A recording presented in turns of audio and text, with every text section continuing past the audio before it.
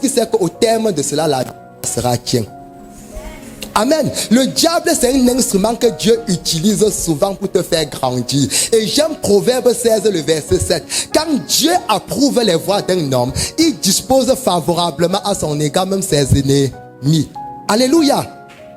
Donc très souvent, réjouissez-vous même de vos ennemis au quartier. Telle personne ne m'aime pas. Dieu l'a mis à dessein. Parce que Dieu sait que quand il va manifester sa gloire dans ta vie, l'ennemi là viendra vers toi. Mais dis-moi, quel est ton secret? Tu vas dire, mon secret c'est Jésus. Je n'ai que Jésus. C'est Jésus qui peut faire toutes choses dans ma vie. Alléluia. Très très important, bien-aimé. Donc, pendant ces 3 heures de temps, il y a eu les ténèbres. Mais après la lumière est revenu. Amen. Et voilà pourquoi Dieu voudrait aussi que dans ta vie, il y ait la lumière. Que la lumière de Jésus luise. La lumière de Jésus luise dans ta vie. Amen. Parce que Jésus, Jean 1 dit, il était la lumière quand venant dans le monde, il devait éclairer tous les hommes. Bien aimé, si la lumière clair dans ta vie, je t'assure, ton infimité part, ton problème part, ton handicap part. Et voilà pourquoi cherchez la lumière de Dieu, cherchez la lumière de Dieu dans vos vies. Parce que là où il y a la lumière, il n'y a pas les ténèbres. Les ténèbres et la lumière ne peuvent pas faire bon ménage ensemble. Là où la lumière s'installe, les ténèbres partent. Et pour chasser les ténèbres, on remplace simplement par la lumière. Amen. Il n'y a pas une autre chose. Quand tu appelles la lumière, les ténèbres partent. Et sachez une chose, la nature a horreur du vide. S'il n'y a pas la lumière, sachez qu'il y a les ténèbres. Et là où il y a la lumière, il n'y a pas les ténèbres. Est-ce que tu peux lever ta main et dire avec moi, Seigneur Jésus, tu es la lumière du monde. Éclaire tous les hommes obscurs de ma vie. Éclaire tous les zones sombres de ma vie. Que ta lumière luise véritablement dans ma vie. Au nom de Jésus.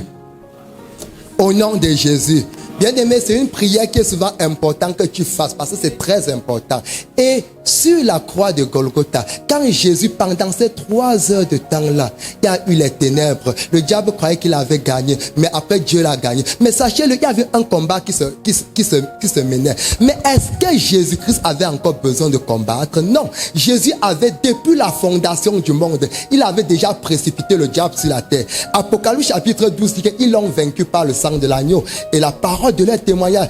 Dans Apocalypse chapitre 12, on dit que Michael et les anges ont fait la guerre contre le diable. Et ils ont précipité le diable. Ça, c'était depuis la fondation du monde. Mais de nos jours, si Dieu a vaincu le diable pour une seconde fois, c'était une façon de te dire, il faut être imitateur de Dieu. Si Dieu l'a vaincu, tu peux aussi le vaincre. Amen. Je dis, si Dieu l'a vaincu, tu peux également le vaincre.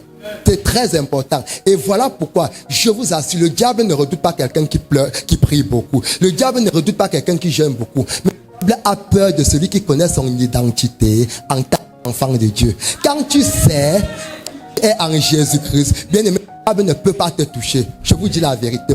Ça fait 4 ans aujourd'hui, je n'étais pas encore marié. On venait de finir une nuit de prière, il était à peine 1h30. Quand j'arrive où je vivais à l'époque, j'entre dans la chambre. Je vous assure, j'entends l'atmosphère n'allait pas.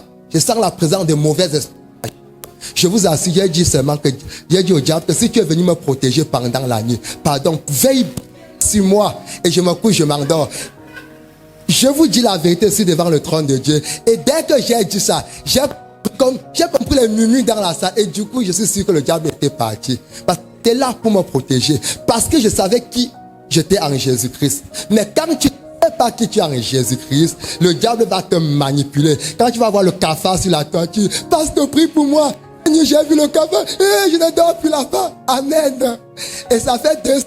Une soeur m'a appelé. Elle dit que viens venir la chambre que je viens de louer. Et j'ai vu les œufs qu'on a cassés. J'ai vu l'huile mélangée à tout ça. Je ne veux plus vivre là-bas. Je déménage seulement. Combien de mois de location? 3. Combien? 15 fois 45 000. Et tu veux laisser ça au bailleur comme ça? Non, non, non, tu vas vivre là-bas. Parce que tout lieu où fleurant la plante de nos pieds, Dieu nous donne ça en... Oh, bien aimé, quand tu loues un endroit, cet endroit t'appartient. Je vous assure, l'ennemi ne peut rien faire. Alors qu'elle n'avait que fait 3 semaines, elle voulait laisser moi au bailleur comme ça. Il dit, tu vas rester et rien ne doit